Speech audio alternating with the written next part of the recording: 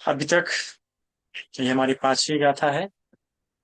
सबसे पहले तो हम हमारे शास्त्र भगत सम्यक संबुद्ध दोनों वंदन करते हैं। उसी प्रकार उनके स्वैच्छा धर्म को और संघ को, इन तीनों रत्नों को वंदन करते हुए हम हमारे उपाध्याय जिनके कारण हम इस बुद्ध शासन में उपसंपन्न हुए हैं, और हमारे सभी कल्याण मित्र और आचार्य को वंदन करते हुए सभी उपासक उपासिकाओं को साधुवाद देते हैं। अभी तक हम इस रतन सूत्र की सीरीज में जो भी हमारा है, यह गाथा यंग बुद्ध सिक्खु परिवन्नयि शुचि समाधि आनंतरिक समाधि आनंतरिक अहु समाधिना तेन समो न विद्यति इदम पिदं मे रतन पनीतं एतेन सच्चेन सुवति। अगर आप देखेंगे तो हमारी इस श्रृंखला में कल ही हमने धम्म के बारे में जाना और उसके पहले बुद्ध के बारे में जाना, और आज हम फिर से क्या हो रहे हैं, धम्म के बारे में जान रहे हैं। तो देखेंगे तो रतन सूत्र में क्रम को देखेंगे तो भगवान बुद्ध पे सिर्फ एक ही गाथा दी गई, पर धम्म को समझाने के लिए दो गाथा इस क्रम में है। तो क्यों, तो कल की गाथा में हमने क्या जाना, धम्म में जो निर्वाण है उस निर्वाण के महत्व को जाना। आज जो हम जानने वाले हैं मार्ग के महत्व को जानने वाले हैं, है ना। जो जो धर्म को प्राप्त कर लेता है, जिसमें निर्वाण अवस्था को प्राप्त कर लेता है और जिस निर्वाण के लिए प्रयास कर रहा है, उसके बारे में हमने कल की गाथा में जाना। क्यों? क्योंकि जो उद्देश्य है, जहां तक हमें पहुंचना है, उसका अगर महत्व हमें पता नहीं होगा, वो कितना आवश्यक है उसके बारे में पता नहीं रहेगा, तो हमें उत्सुकता, हमें प्रेरणा नहीं जागेगी। और प्रेरणा बहुत ज्यादा आवश्यक होती है। वो हमें वीर का संचार करता है, वो हमें उत्साहित बनाए रखने का कार्य करता है। इसलिए हमने कल निर्वाण के बारे में जाना, आज निर्वाण के बारे में जाना। तो आज उस निर्वाण तक जाने का जो मार्ग है वो भी कितना सुंदर है। अर्थात सिर्फ वो मार्ग ही सुंदर नहीं, सिर्फ वो जो प्राप्त करना है वही सुंदर नहीं है, वही अच्छा नहीं है, बल्कि जो मार्ग वहां तक लेके जाता है वह भी बड़ा सुंदर है। इसलिए भगवान बुद्ध के बारे में ये कहा जाता है कि आदि में कल्याणकारी, मध्य में कल्याणकारी, अंततः कल्याणकारी। कि इसकी शुरुआत भी कल्याणकार है, इसका रास्ता जो मध्यस्थ भाग है वो भी बड़ा बड़ा सुखद, बड़ा कल्याणकारी है। और जब आप अंत में पहुंच जाते हैं ना, तो वो तो निर्वाण सुखद ही सुखद है। उसकी अनुभूति के बारे में हम कल ही चर्चा कर चुके हैं। आज जो चर्चा करने वाली उस मार्ग के बारे में, विश्व में ऐसे कई सारे मार्ग हैं जो शुरुआत में काफी कठिन प्रतीत होते हैं, जिसको शुरुआत में करने में लाभ नहीं होता है, पहुंचने पर अंततः लाभ मिलता है। और कई सारे मार्गों में तो अंततः भी लाभ दिखता नहीं है। एक साधारण सा उदाहरण अगर हम देखें तो हम जो हमारा भौतिक जीवन में, संसारिक जीवन में जो हम लागत लगाते रहते हैं किन्हीं वस्तुओं पे, या हम लोग इन्वेस्टमेंट करते रहते हैं, तो नॉर्मल इस साधारण से जगत में ऐसा है ना कि हार्डवर्क ब्रिंग सक्सेस, कि पहले बहुत तपना पड़ता है, बहुत जूझना पड़ता है, बहुत झुलसना पड़ता है, फिर उसके बाद, है ना, शुरू करते बराबर तो राहत नहीं मिलती, शुरू करते बराबर तो आनंद नहीं मिलता है। पर भगवान का मार्ग ऐसा नहीं है। शुरुआत से ही आपको आनंद दिखता है, शुरुआत से ही आपको उस मार्ग के लाभ दिखना शुरू हो जाते हैं। इसलिए भी भगवान बुद्ध के मार्ग को यही पस्सी को भी कहा जाता है, क्योंकि खुद ही देख लो, जरूरी नहीं कि सात सात जन्म, आठ आठ जन्म इंतजार करो, है ना। जरूरी नहीं कि अगले जन्म ही इंतजार करो। जैसे कि हम देखते हैं कि कई लोग मोक्ष के लिए अपने वर्तमान का सुख छोड़ देते हैं। एक परिवार था 2012 और 2013 में, अगर आप सभी को पता होगा तो बहुत न्यूज में खबर आई थी। 2012 या 2008 की बात है कि उस समय उस परिवार के सभी लोगों ने क्या की थी, फांसी लगा के आत्महत्या की थी। वहाँ पे 14-15 साल के दो लड़के भी थे, पूरा परिवार, और एक ही समय पे सभी लोगों ने फांसी लगाई। और उस घर में बराबर इतने इतने होल थे, इतने इतने पाइपलाइन थे, इतने इतने खिड़कियां थे, सब ये सेकंड थी। ऐसा कहा जाता है कि किसी ने किसी बाबा उबा ने उनको बताया था कि अगर इस समय पे तुम अपनी जान लेते हो तो तुम्हें मोक्ष मिलेगा। जबकि कुछ ही एक महीने बाद ही उनके घर में किसी व्यक्ति की शादी होने वाली थी। देखिए, तो विचार कर सकते हैं, सिर्फ मोक्ष चक्कर में इतना उनका घर सुंदर था, सुखद परिवार था, अच्छा कमाता था, उनका अच्छा बिजनेस शुरू था, ये सबके चलते भी बस किसी के बहकावे में आगे किसी ने समझा दिया कि इस समय पे अगर तुम अपनी जान दे दोगे तो क्या मोक्ष हो जाएगा। तो देखो, वर्तमान सुख छोड़ के, जिसका पता भी नहीं कि मरने के बाद कहाँ जाने वाला है, कैसा होने वाला है, फिर भी जान दे दी। मार्ग देखो कैसा अपनाया। फिर अभी 2000 मेरे ख्याल से 22 या 2019 में एक अच्छा लड़का डॉक्टरेट कर रहा था, एमबीबीएस की प्रिपरेशन कर रहा था, एडमिशन हो गई थी। देखो एमबीबीएस में एक तो लोगों को एडमिशन मिलती नहीं सहसा, कितना प्रयास करना पड़ता है, लोग 2-2 3-3 साल का गैप लेते हैं। उस लड़के को मिल गई थी एडमिशन।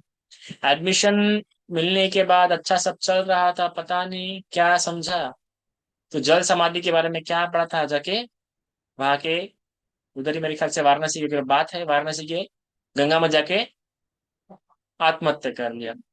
और लोगों को न्यूज पेपर में आया, जल समाधि ले ली युवक ने। अरे बाबा, जल समाधि क्या है कि आत्महत्या है, वो समझता नहीं जल समाधि क्या है, कहाँ समझेंगे आप लोगों के। तो लोगों ने टैग दिया जल समाधि, तो समझा नहीं, लगता हूँ भाई पानी में डुल के छोड़ दो। ऐसे ही भारतीय इतिहास में कई सारे ऐसे आत्म तप, आत्मपीड़न, खुद को मारना, खुद को सता देना या खुद की जान छोड़ देने से ऐसे कई सारे ऐसे तप मिलते हैं जो बहुत ही कठोर, बहुत ही शरीर को दुख देते हैं। भगवान ने खुद, मैंने अपने एक प्रवचन में, अवेलेबल भी है यूट्यूब पे, कि विश्व की सबसे कठोर तपस्या में भगवान ने कितने प्रकार की साधना, कितने प्रकार के तप किए हैं, उसमें भगवान ने बताया भी है। क्या बताया, कैसे बताया, कि उन्होंने कितने ही प्रकार के ध्यान, कितने प्रकार के तप किए। कुछ तप तो ऐसे थे कि जब वो तप करे तो ऐसा लगता है कि कोई उनके सर को पकड़ रहा है, कोई बलवान इंसान और सर पे मार रहा है, या सर पे छेनी को मारते जा रहा है, ऐसा उनको इतना इतना असहनीय वेदना उनके सर पे होती थी। तो ऐसे भी मार्ग इस विश्व में, इस मानवीय सभ्यता में तप के नाम पे प्रचलित है, जो इंसान को सुख नहीं देते, दुख ही दुख देते हैं, जीते जी काफी दुख देते हैं। और ऐसे मार्ग भी मृत्यु के बाद भी क्या देते हैं, नरक में ही बेचते हैं। क्योंकि मैंने कई बार अपने उदाहरण में बताया कि एक व्यक्ति भगवान से खुद पूछता है कि भगवान, आपने किसी परिव्राजक को, परिव्राजक से तात्पर्य है यहाँ पे कि अन्य धर्म के संप्रदाय, अन्य संप्रदाय में जो साधु सन्यासी इतना तप कर रहे हैं, ऐसे किसी अन्य संप्रदाय पंथ के या अलग पद्धति से जो तप रहा है, अपने आप को पीड़ित कर रहा है, प्रताड़ित कर रहा है, ऐसे किसी व्यक्ति को इतना, जो दिख रहा हमें कि लोग इतनी साधना कर रहे, इतनी तप कर रहे हैं, ऐसे किसी इंसान को आपने सुगति में जाते हुए देखा है क्या? भगवान को प्रश्न पूछता है। और अभी भी हम देखें कि एक इंस्टा पे एक बहुत वीडियो, इंस्टा पे फेसबुक पे बहुत वीडियो वायरल हो रहा है, न्यूज में बहुत आ रहा है, कि एक ऋषि मिला हिमालय की कठोर बर्फ में साधना करते हुए। सही में सराहनीय है वो, कितनी बर्फ में भी क्या कर रहे हैं वो, साधना कर रहे हैं इतनी ठंडी में। पर प्रश्न यह उत्पन्न होता है, क्योंकि वो रास्ता सही है क्या? इतना वीर उस मनुष्य में, उस सन्यासी में कितना वीर, सोचिए कितना वीर, इतनी ठंडी तपनी बर्फ में, पूरी उनकी चमड़ी पूरी खुली है और पूरा वो इसमें ध्यान साधना कर रहे हैं। तो उनमें कितना वीर है, कितना साहस है, कितना उद्योग है उनमें। पर क्या वो सही दिशा में हो रहा है क्या? क्या सही में ये इस प्रकार से उनको फलदायी है क्या? मेहनत कितनी भी अच्छी क्यों ना हो, मेहनत कितनी भी उत्तम क्यों ना हो, मेहनत कितनी भी श्रेष्ठ क्यों ना हो, पर अगर गलत दिशा में की हो तो कोई अर्थ है? आप कितना भी लंबा क्यों ना चले हो, रास्ता कितना भी लंबा क्यों ना काटे हो, पैदल पैदल चल के, पर गलत रास्ता काटे होंगे तो कोई अर्थ है? फिर वापस आना पड़ेगा, फिर रास्ता चेंज करना पड़ेगा। तो कई बार यह महत्वपूर्ण है कि कितना दूर चले, कितना लंबा चले, यह महत्वपूर्ण नहीं है, सही दिशा में चले कि नहीं चले वो महत्वपूर्ण है। लेकिन सही दिशा में चल रहे हो ना, तो एक एक पैर डालते डालते भी वो रास्ता आज है तो कल पहुंच ही जाओगे। कई सारे ऐसे सत्व है, कई सारे ऐसे प्राणी हैं जो लंबे समय से इस संसार में भटकते आए, पर फिर भी एक डोर सही पकड़ ली, बराबर मुक्ति के रास्ते पे लगा दिया अपने आप को। रास्ता सही होना चाहिए, मार्ग तय सही होना चाहिए। लोग सालों साल तपस्या करते आ रहे हैं, लोग सालों साल साधना करते आ रहे हैं, पर फिर भी मुक्ति प्राप्त नहीं हुई है, मुक्ति लाभ नहीं हुई। लोग आज भी मुझे कहते हैं कि बनते लंबा लंबा बैठ लेते हैं, लंबा लंबा समय तक बैठ लेते हैं, सब कुछ देख लेते हैं, सब कुछ जान लेते हैं, तो मुक्त क्यों नहीं हुए रे बाबा? कहाँ पे चुक रहा है, मतलब रास्ता कहीं चुक रहा है ना। इसलिए भी परियति की बड़ी आवश्यकता होती है। कई सारे लोग यह सोच के विचार कर लेते कि कोई अच्छा बता रहा है तो सुन लेते, अरे अच्छा बता रहा है वो ठीक है, तुम्हारे को करना प्रिय लग रहा होगा, पर सही बता रहा है क्या? कितने ही धर्मों में कितने ही साधु सन्यासी कितना मधुर मधुर बोल लेते हैं, कुछ कुछ हंसा हंसा के बोल लेते हैं, कुछ लोग मस्त उदाहरण दे दे के बोल देते हैं, कुछ लोग अच्छी कथाओं से लोगों को रुझा लेते हैं, सुझा लेते हैं। पर एक बात बताइए, क्या उसे सही में जो उत्तम चीज, जो पणित चीज प्राप्त होनी चाहिए, जो खयंग विरागंग स्वभाव वाली चीज जो प्राप्त होनी चाहिए, वो प्राप्त हो जाता है क्या? ये तो हमारा मन बहल रहा है। मन को बहलाना है क्या इस शासन में? मन कितने ही चीजों से बहल जाता है, बताइए करो। कोई कॉमेडी शो देख लीजिए, मन बहल जाएगा। सीरियल देख लीजिए, मन बहल जाएंगे। कहीं घूमने चले जाइए, मन बहल जाएगा। मन बहलाने कितने तरीके हैं। पर वो मन को बहलने से जो उत्तमता, जो पनितता, जो खयंग विराग अमतंग पणितंग, रस का जो स्वाद होना चाहिए, वो मिल रहा है क्या? वो प्रश्न स्वयं से करना चाहिए। ये कई सारे विषयों पे देखता हूँ, मुझे आगे बड़ी आश्चर्य होती है कि यूट्यूब पे इतने सुंदर सुंदर प्रवचन रखे हैं, पर मुझे आश्चर्य होता है कि इनको व्यूज नहीं गए। और जिन प्रवचनों में उतना कल्याणकारी नई बातें दी गई जिससे सही में व्यक्ति की साधना में, व्यक्ति के शीलों में, या व्यक्ति की प्रज्ञा में उन्नति हो सके, ऐसा नहीं है जो सिर्फ, हाँ, सिर्फ कर्ण प्रिय लग रहे हैं, है ना, बस लोग वो सुनते जा रहे हैं। आश्चर्य की बात है, इससे पता चलता है कि मेजोरिटी किस तरफ जा रही है। इसलिए भगवान ने सही कहा था, अगर किसी ने वो सुने होंगे राजा प्रसन्नजीत के 16 सपनों का विस्तार से, तो उसमें सुने होंगे कि भगवान ने कहा भी था कि आने वाला समय ऐसा रहेगा कि गलत जगह पर ही जाएंगे। चाहे धन हो, चाहे श्रद्धा हो, या चाहे श्रवण करना हो, लोग हमेशा गलत चीज पे लेके जाएंगे, है ना। कौवे को लोग खिलाएंगे, है ना, गलत घड़े में लोग भरेंगे। ये भगवान ने बताया भी है उस राजा प्रसन्नजीत के स्वप्नों में। इतने सुंदर सुंदर प्रवचन है, क्या पता कि लोग वह नहीं सुनते। मुझे आश्चर्य होता है कि बहुत प्यारा भी कहा था एक बार भक्ति मानक रत्न भंते जी ने, कि धम्म जो है कि ये निर्वाण के लिए है, ये भौतिक चीजों के लिए, कि ये कैसे करते, वो कैसे करते, है ना। ये सिर्फ एक प्राथमिकता है कि चलो भाई आपका एक थोड़ी बहुत श्रद्धा स्ट्रांग हो जाए, है ना, आप यहाँ टिके रहे, बने रहे उन सब बातों के लिए। पर जो अपने आप को टिका लिया है, अगर वो भी उन सब बातों में गिरा हुआ है और निर्वाण की तरफ अभिमुख होकर साधना नहीं कर रहा है, अभी पूजा पाठों में फंसा हुआ है, अभी भी छोटी मोटी बातों में अड़का हुआ है, तो कोई अर्थ नहीं ना। आप देखिए, जो कोई श्रोतापति व्यक्ति होता है ना, मुझे बड़े हमारे बंदे प्यारे से बनते जो श्रीलंका के बड़े बड़े विद्वान बनते हैं, उन्हें बड़ा प्यारा बताया था कि देखो, जो श्रोतापति होता है वो उसमें संतुष्ट नहीं होता है। अगर वो उससे संतुष्ट हो गया कि नहीं मैं श्रोतापति हो गया, अभी टेंशन की बात नहीं है, तो उसको उसका दोष है। एक श्रोतापति हमेशा सकुलगामी के लिए प्रयास करते रहता है, अपने से उच्चतम उस अवस्था तक प्रयास करेंगे। और आज जो मुझे देखने के लिए दृश्य मिलता है संसार में, ज्यादातर लोग एक ही चीज तक सीमित है, या एक ही प्रकार के कार्यों में लगे हुए हैं। आपको अपने आप को हर तरीके से देखना है कि मेरे में शील है, मेरे शील बढ़ रहे हैं कि नहीं, मेरे में श्रद्धा है, मेरी श्रद्धा बढ़ रही है कि नहीं, मेरे में वीर, जो 5 धर्म जो बताया गया ना, बहुत सुंदर है, उस पर अभ्यास कीजिए। ये सब कई सारे लोग इसी पूजा में लग गए, कई सारे लोग बस शीलों में लग गए, या कई सारे लोग बस उपवास धारण करने में लग गए, कई सारे लोग सिर्फ दान करने में लग गए, और इसी में लोग उलझ के रह गए। उनको लग रहा है, उनको, और बड़ी ताज्जुब की बात है, उनको लग रहा है कि मैं बड़ा पुण्य कर रहा हूँ, मैं बहुत पुण्यवान हो गया, मैं बहुत ही धर्मवान हो गया। अरे ये धर्मवान नहीं है, धर्म के 5 अंग बड़े प्यारे बता गए हैं: श्रद्धा, शील, वीर्य, समाधि और सती। ये 5 बातें मेरी मजबूत हो रही कि नहीं, क्योंकि एक चीज स्ट्रांग है, बाकी चीज स्ट्रांग नहीं हो रही, कोई अर्थ नहीं। आप फिर से मेरी दृष्टि की ओर जा रहे हैं, आप फिर से आपकी अज्ञानता की ओर जा रहे हैं। आप श्रद्धा स्ट्रांग हुई, आपको लग रहा है मैं इसमें संतुष्ट हूँ, उसमें संतुष्ट हो गए, रुक गए। ये रास्ता रुकना ही नहीं है जब तक निर्वाण प्राप्त ना हो जाता है। आप अगर पूजा में काफी रुचि आती है, आप पूजा अच्छी कर लेते हो, उसमें आपका मन रमता है, पर आपको स्वयं से पूछने की बात है कि क्या मैं सिर्फ पूजा में ही लगा हूं क्या? इस बुद्ध शासन में तो और भी अंग है ना। एक ही अंग से थोड़ा सारा शासन चल रहा है ये। कितने अंग है? इसको टिकाने के स्वरूप, टिकाने के लिए 5 अंग है। अपने आप को, अपने अंदर के धर्म को भावित करने के लिए भी अलग 5 अंग है। निर्वाण प्राप्ति के लिए भी अलग भिन्न भिन्न अंग बताए गए। क्या उन सभी अंगों से मैं समन्वित हो रहा हूँ क्या? उन सभी अंगों से मैं युक्त होते जा रहा हूँ क्या?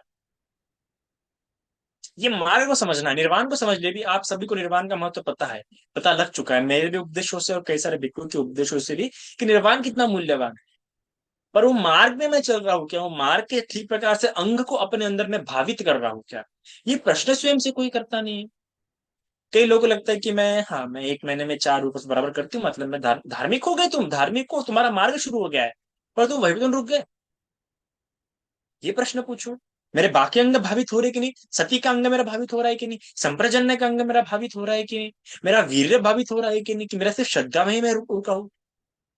कई सारे विपश्यना साधकों में भी यही समस्या उत्पन्न हो रही है। कई सारे जो लोग विहार जाते हैं उनमें भी यही समस्या उत्पन्न हो रही है। कई सारे लोग जो दान करते हैं उनमें भी यही समस्या उत्पन्न हो रही है। और ये एक बात होने के कारण हमें उनमें जो स्वभाव में जो परिवर्तन है, जो उन्नति जो मिलनी चाहिए, वो नहीं दिख रही है। क्योंकि याद रखना, हर चीज आप में एक अहंकार उत्पन्न करती है, हर चीज आप में एक माना, एक अविद्या को मजबूत करने का काम करते हैं। अगर ये पांचों चीजों को आप देख नहीं रहे, ये पांचों चीजों को भावित करने का आपका मन नहीं कर रहा है। अगर आप शील पालन कर रहे हैं, एक बार मेरी चर्चा भी हुई थी संदेश से कि शील भी इंसान में अहंकार उत्पन्न करता है। संदेश बोला था नहीं नहीं, ऐसे कैसे शील अहंकार उत्पन्न करे, नहीं, शील भी बहुत अहंकार उत्पन्न करते हैं, याद रखना। आप पूजा पाठ करते हैं तो पूजा पाठ भी आप में क्या करेंगे, अहंकार उत्पन्न करेंगे। हर चीज आप में अहंकार उत्पन्न कर सकती है अगर आप उसी में फोकस हो गए, आप उसी में अटक गए, उसी में अटके या वही कर रहे ज्यादा, तो इसका मतलब आप समझ बैठे हैं कि नहीं बाबा, मैं तो बहुत अच्छा काम करती हूँ, यही करना चाहिए, मेरे मेरे से उत्तम काम हो रहा है। ऐसी अविद्या, ऐसी मोह युक्त हमारी प्रवृत्तियां क्या हो जाती है, मजबूत होना शुरू हो जाती है, अनुशय के रूप में ये जमा होना शुरू हो जाते हैं। बड़ा बारीक है, बड़ा सूक्ष्म है, इसको देखना बड़े सूक्ष्म रूप से। जब इंसान साधना करता है, जब ठीक प्रकार से अभ्यास करता है, तब उसको पता चलता है अरे मैं तो उसी में अटक गया हूँ। कई लोग को चैंटिंग में इंटरेस्ट है तो लोग चैंटिंग में अटक गए, कुछ लोग कि नहीं हमको चैंटिंग ही करना है, चैंटिंग ही करना है ना, परितान ही करना है, सुबह शाम वंदना ही करना है, वंदना से का फल मिलता है। फिर कई सारे लोग दान, तो दान में ही लोग रुक गए हैं। फिर कैसा लोग साधना, तो साधना में ही लोग अटक गए हैं। अरे पर जो भी कोई साधना कर रहे हैं, जो भी कोई आप अभ्यास कर रहे हैं, उससे आपके पांचों अंग भावित हो रहे कि नहीं हो रही, वो देखना है ना आपको। भगवान के समय तो नहीं है जो कि आपको एक आसानी से मुक्ति मिल जाएंगे। ये समय ऐसा, ये काल ऐसा है कि आपको परख परख के चलना पड़ता है। और भगवान ने तो अपने उपदेशों में कहा है कि एक साधक को, एक एक भिक्षु को इस प्रकार से हर एक चीज देखनी पड़ती है। फिर वीर्य के लिए प्रयास करना पड़ता है, फिर श्रद्धा के लिए प्रयास करना पड़ता है, फिर ये होगा तो उसके लिए प्रयास करना पड़ता है। आप देखिए, आप त्रिपिटक को मूल भाषा में पढ़ने का प्रयास कीजिए, अनुवादित शब्दानुशब्द अनुवादित किताबें देखिए आप, उसमें बार बार भगवान यही कहते हैं कि ये पूरा हो जाता है, फिर भिक्षु इस बात के लिए प्रयास करता है, फिर ये पूरा हो जाता है, फिर भिक्षु इस बात के लिए प्रयास करता है। कितना क्रमिक भगवान ने बताया कि देखो इस बात होने के बाद उस बात के लिए प्रयास करना है। आज के साधक कहाँ ऐसा कर रहे हैं, आज के उपासक कहाँ ऐसा कर रहे हैं। 90% उपासक मुझे हमेशा एक एक बात में, एक एक बात में, एक एक बात में उलझे हुए दिख रहे हैं। कोई इस बात में उलझा हुआ है, कोई इस बात में उलझा हुआ है। कोई पूर्ण रूप से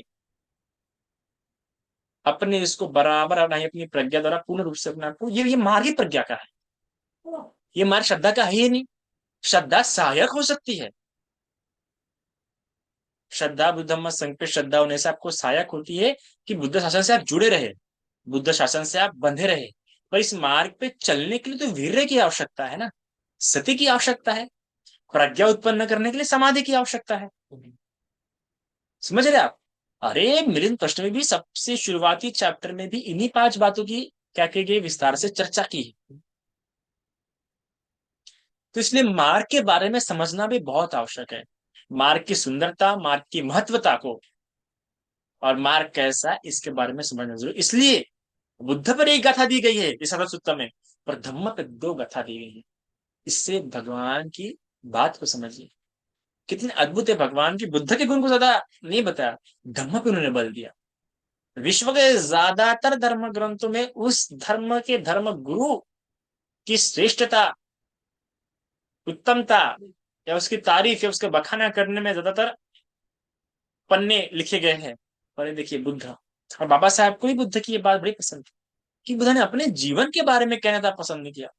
विश्व के ज्यादातर धर्म ग्रंथों में उनके जो धर्म संस्थापक है उनकी जीवनी दी है, पर बुद्ध का धर्म, बौद्ध का धर्म ग्रंथ ये ऐसा धर्म ग्रंथ है जिसमें भगवान की जीवनी नहीं दी गई। विचार कीजिए आप, क्योंकि धम्म को श्रेष्ठता दी गई है, धम्म को महत्वता दी गई है।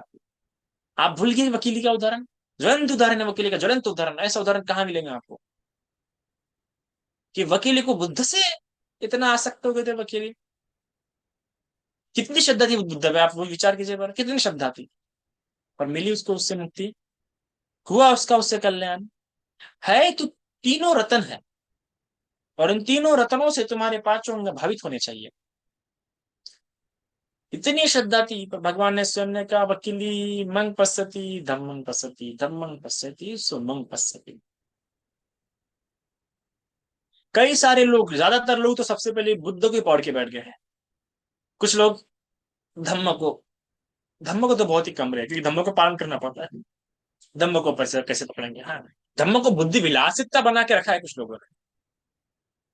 या कई सारे लोग एक हाथ किसी भिक्खु को या किसी भिक्खुनी को पकड़ के बैठ रहे हैं। बहुत कॉमन है। इतना कॉमन और इतना मेजोरिटी के लोग ऐसे करते हैं, क्या पता है। और इससे आप लोगों की हानि है। मैं ये कहूंगा, हमें भी मत पकड़िए, तीन रत्नों को पकड़िए, तीन रत्नों को बड़ी तंग से रोकिए। देखिए कैसा लोग होते हैं। मुझे तो यही पसंद है, मुझे तो वही पसंद है। अरे ये पसंद वो पसंद, ये तुम्हारा मन का मोह है, ये तुम्हारे मन की आसक्ति है, और ये तुम्हारी मन की अविद्या है। अरे पांच तरीके से अविद्या काम करती है, पांच तरीके से अविद्या को हटाना पड़ता है, तब जाके आपको पूर्ण रूप से वो विद्या उत्पन्न होती है। तो आपको समझना है कि मैं अपने आसक्ति द्वारा घसीटी तो नहीं जा रही हूँ। संयुक्त दिखा में इतनी प्यारी वो कविता, इतनी प्यारी कविता है, उसमें एक ब्राह्मण पूछता है कि भगवान क्या घसीट के लेके जाता है इंसान को, ऐसे घसीटते हुए। भगवान कहते हैं, ये आसक्ति है, ये तृष्णा है इंसान की, जो उसको घसीटते हुए लेके जा रही है। वैसे तो ऐसा होता है ना, कोई भिक्खु बुरा लग गया, अरे उसको मुझे सुनना ही नहीं, मुझे पसंद ही नहीं है। कोई बात किसी की बुरी लग गई, अरे मुझे साथ रहना ही नहीं। जिसका ऐसा तुरंत जजमेंट आया, जजमेंट तुरंत कमेंट आया, तुरंत वो उस प्रकार निर्णय कर रहा है, वो आसक्ति के द्वारा घसीटा जा रहा हुआ है, वो अपने अविद्या के द्वारा घसीटते हुए जा रहा है। मुझे भी कई सारे लोग पसंद नहीं है, पर ऐसा कभी नहीं कहता। मैं हर एक के धर्म को सुनता हूँ, हर एक के प्रवचन को सुनता हूँ, क्योंकि मुझे पता है धर्म श्रेष्ठ है।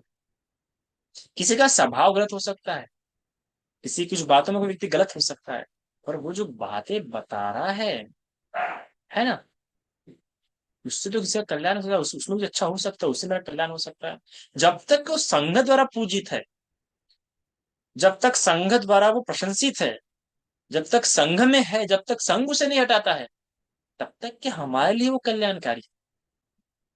जिसने संघ को हटा दिया है, फिर भले कितना ही अच्छा क्यों ना हो, कितना ही शीलवान क्यों ना हो, कितना समाधिवान क्यों ना हो, अगर वो संघ से हटा दिया गया है, संघ से निकाल दिया गया है, तो फिर हमारा कल्याण नहीं होगा। क्यों? क्योंकि जिसको संघ से निकाल दिया गया है, वो खुद भी हमको संघ से अलग करेगा। याद रखना, होंगे ही होंगे। वो भले ही नहीं करना चाहेंगे, पर उसके साथ रहे कि हम आज तो कल संघ से अलग होंगे, क्योंकि उसको संघ ने निकाला है। क्योंकि भगवान ने कहा है ना, दर किनार लगा देता है, और हम भी उसी के नाव पे सवार हो जाते हैं, चाहे अनचाहे में। इसलिए हमें इन बातों का ध्यान रखते हुए ध्यान रखना है। जितना प्यारा कहा गया है कि यंग बुद्ध सेठो परिवन्ने सुजे। बड़ा प्यारा शब्द है, बुद्ध सेठो। बुद्ध सेठो, सेठो बुद्ध को श्रेष्ठ क्यों कहा गया यहाँ पे? दरअसल हम देखते कि तीन प्रकार के बुद्ध होते हैं, शावक बुद्ध, पच्चेक बुद्ध और सम्यक संबुद्ध। तो उन श्रेष्ठ बुद्ध और सम्यक संबुद्ध की यहाँ पे बात की, तो बुद्ध सेठो।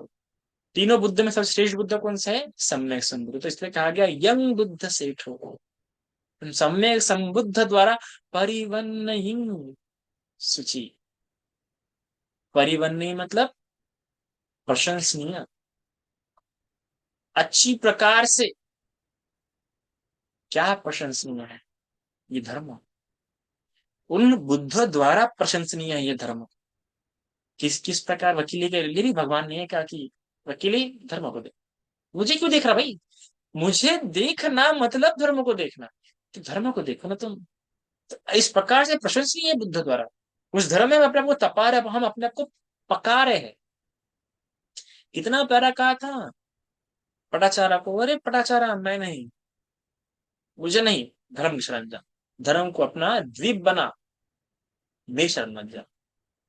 तो उन बुद्ध द्वारा परिबंध नहीं, प्रशंसनीय है इतना। उन्होंने जिनकी जिनकी मेरे पे श्रद्धा है, अरे जिनको इतने सारे देवी, जिनके सारे देवता, 10 सहस्त्र चक्रवाल के, 10,000 चक्रवाल के देवता लोग मिलने के लिए आते, वंदन करते रहे, जिनके बल से, जिनके प्रताप से इतने लोग कंपित हो चुके थे, प्रकंपित हो चुके हैं, कितने लोग उन्होंने तार कर दिया, वो बुद्ध द्वारा प्रशंसनीय है। क्या ये मार्ग, ये आर्य अष्टांगिक मार्ग? भगवान क्या कहते हैं? जिसका आर्य अष्टांगिक मार्ग भावित हो गया ना, उसके जीवन का निर्वाण भावित हो गया। उसका संसारिक जीवन सुखी हो गया और संसारिक जीवन में दुख नहीं आने वाला है, समस्या नहीं आने वाली कोई। अरे भगवान कहते हैं कि लोकोत्तर में तो निर्वाण श्रेष्ठ है, पर इस लोक में आर्य अष्टांगिक मार्ग श्रेष्ठ है। इस संसार में सबसे श्रेष्ठ कोई होगा तो आर्य अष्टांगिक मार्ग। तो ऐसी प्रशंसा की गई है, प्रशंसा की गई है बुद्ध द्वारा। कितने सुंदर सुंदर तरीके से प्रशंसा की गई है भगवान के मार्ग की। और सिर्फ भगवान ने ही नहीं, कितने ही लोगों ने कहा है। अरे जो जो भगवान के पास जिनकी आंखें खुल गई वो क्या कहते हैं, वो कहते हैं भगवान इसे अंधे को राह दिखा दिया, उल्टे को सीधा कर दिया, अंधेरे में दीपक जला दिया, प्रकाश ही प्रकाश कर दिया। ऐसा भगवान आपका मार्ग है, ऐसा आपका धर्म है। अरे सालों सालों से लोग जो साधना करे थे, अरे उर्विला काश्यप, गया काश्यप, जिनकी इतनी बड़ी बड़ी शिष्यावली थी, वो इतने अग्नि पूजक थे, तो लंबे समय से साधना कर रहे थे, उनको मार्ग पे ला दिया है उपदेशों से। तो आदित्य परियास उत्तम। तो ऐसी प्रशंसनीय मार्ग, सुचिता का मार्ग, सुचिंग, सुचिंग मतलब स्वच्छता, इस पे कोई मैल नहीं होता है, लेश मात्र ही मैल नहीं होता है, ऐसा मैल रहित मार्ग भगवान का प्रशंसनीय है। तो समाधि अनंतरिक कंगहु, बड़ा प्यारा शब्द है समाधि। तो यहाँ पे ये पूरा टुगेदर शब्द है, देखा जाएंगे तो समाधि मानंतरिक कमाहु, ये पूरा एक एक शब्द है, अलग अलग शब्द नहीं है समाधि अनंतरिक। तो आंतरिक समाधि की बात की गई है यहाँ पे। समाधि कई तरह की होती है, उर्वेला काश्यप, गया काश्यप की तरह के समाधि करते, पर निर्वाण प्राप्त हुआ क्या? हम देखिए बड़ा, अल्लाहर कलाम, उद्दक रामपुत्र, इतनी समाधि की, आठ आठ समाधि, सात सात समाधि को प्राप्त थे। ये समाधि को प्राप्त थे कि अरूप ब्रह्मलोक, मृत्यु के बाद अरूप ब्रह्मलोक में उत्पन्न हुए। कल्पों कल्पों तक उनकी वहां पे स्थिति है, कल्पों कल्पों तक वहां पे रहेंगे, टिके रहेंगे। पर बताइए क्या अर्थ है, वहां उत्पन्न होने के बाद भी, वहां से च्युत होने के बाद नरक में जाने की, दुर्गति में जाने की, पशु योनि में जाने की संभावना मौजूद होती है। तो बताइए इस समाधि के साथ भी मनुष्य होते हुए इतनी श्रेष्ठ समाधि को प्राप्त किया, इतने अथक प्रयासों से, इतने मेहनत से प्राप्त किया, पर जाने के बाद भी देखो। इसी के अलावा काल देवल, असित मुनि, कितने समाधि के देवताओं को देखते थे, देवताओं को मिलते थे, वसित देवल, वो भी देखिए बुद्ध को मिल नहीं पाया, इस समाधि, आंतरिक समाधि का लाभ नहीं ले पाए। तो ऐसी भी समाधियां है जो बहुत सुंदर है, आनंद ने बहुत ऐसा परमानंद देने वाली समाधियां है। ऐसे ऐसे ऐसे समाधियां हैं कि लोगों को लगता है कि ईश्वरीय दर्शन हो गए। इतने सुंदर समाधियां होते, इतना सुंदर सुख, इतना आनंद होता है उन समाधियों में। पर अगर वो आंतरिक समाधि नहीं है, वो निर्वाण तक ले जाने वाली समाधि नहीं है, तो बताओ। ऐसे भी कल्प हो जाते हैं, कल्प समाप्त होने पर ऐसे भी काल आते हैं कि इस अग्नि से, पृथ्वी से, जल से ये लोक नष्ट होना शुरू हो जाता है। तब सावधान नहीं रहे तो कई सारे लोग विगति हो जाते हैं।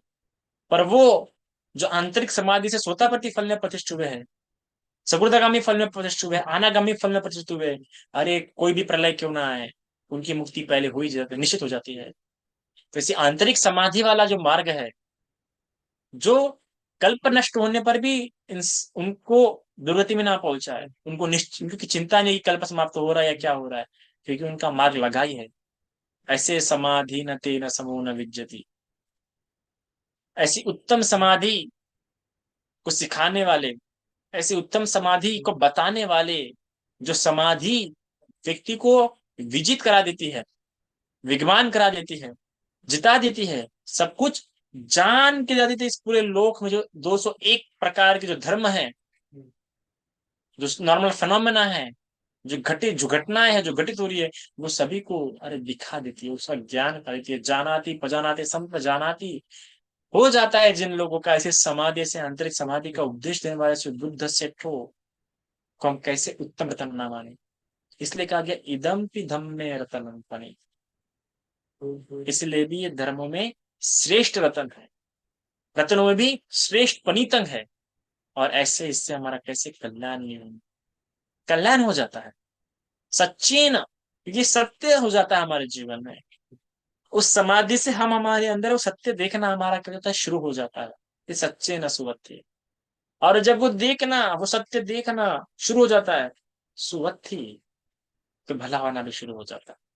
ये डूबते हुए देख रहा है, उत्पन्न होते हुए, नष्ट होते हुए देख रहा है। आसक्ति छूट रही है ना, विरागम भाव उत्पन्न हो रहा है ना, कैसे राग जागेंगे, कैसा आसक्ति जागेंगी।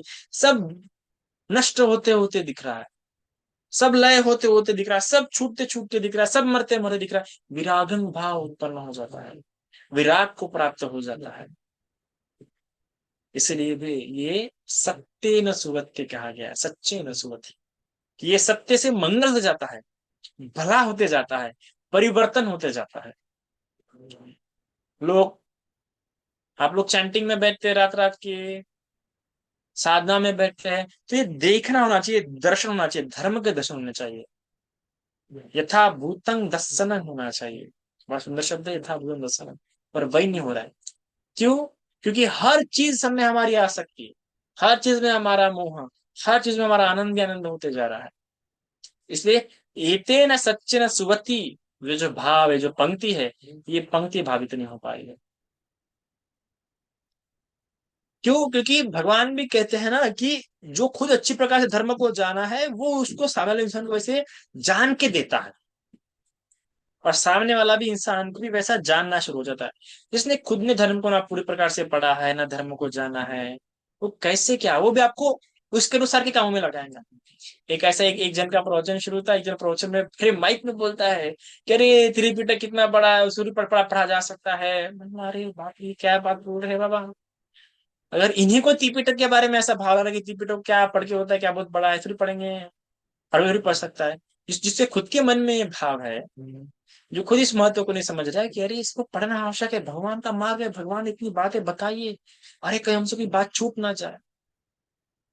जो खुद ये सोचता होगा कि नहीं भाई, ये वाले प्रवचन हार्ड है, मुझे नहीं सुनना, मुझे समझते नहीं, वो क्या उससे अपेक्षा कर सकते हैं हम धर्म को धारण करने, धर्म को पालन करने।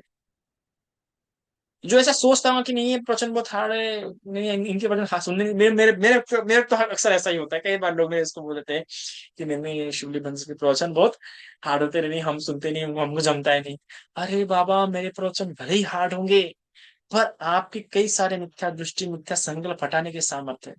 सालों सालों तो जो अभ्यास कर रहे होंगे, वो बताने वाले हैं कि अरे आपने तो गलत साधना की, आपको मार्ग के पास लाने वाले हैं, क्योंकि हम उसको वैसा जानने की कोशिश करते हैं।